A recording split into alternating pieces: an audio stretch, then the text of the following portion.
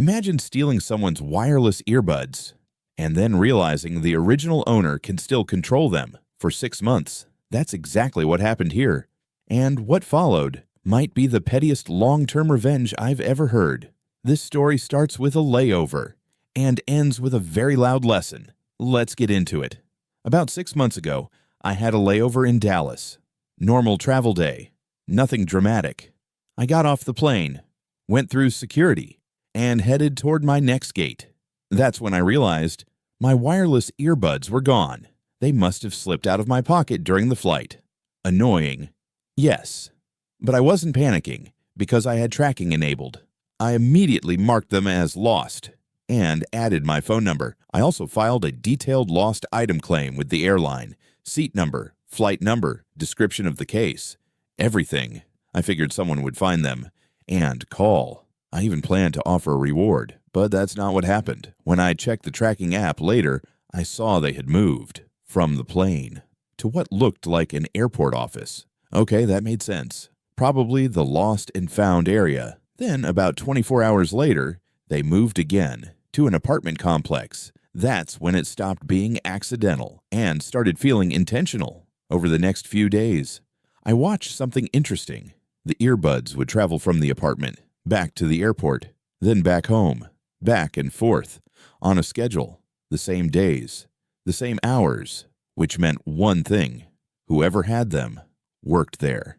I contacted the airline again. I gave them everything: the address, the work schedule pattern, the dates. I wasn't even demanding the earbuds back.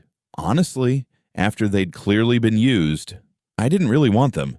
I just figured the company would want to know an employee was taking passenger property home. Their response: since the earbuds had left airport property, they wouldn't investigate. If I wanted action, I'd have to file a police report locally.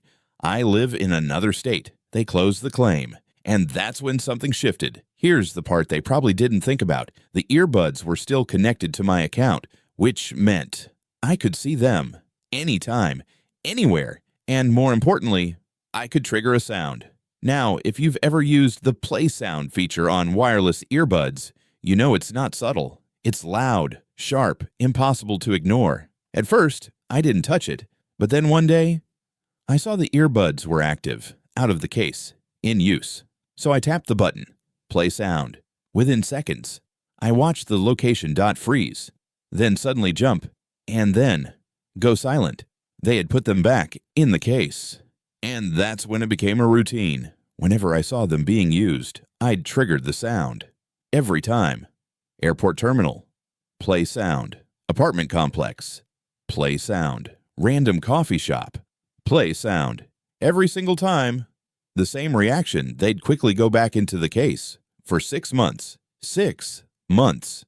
I didn't threaten anyone, didn't escalate, didn't harass. I just made sure they could never enjoy what they took.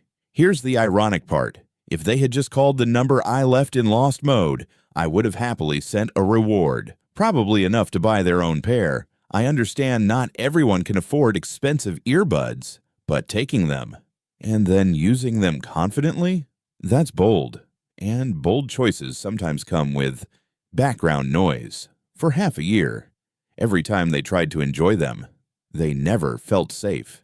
And honestly, that's enough for me. It's petty. It's small. But it's consistent. And sometimes, the smallest inconveniences are the most satisfying. Would you have let it go? Filed the police report? Or done exactly what this person did? Let me know in the comments. And subscribe for more stories where actions meet consequences.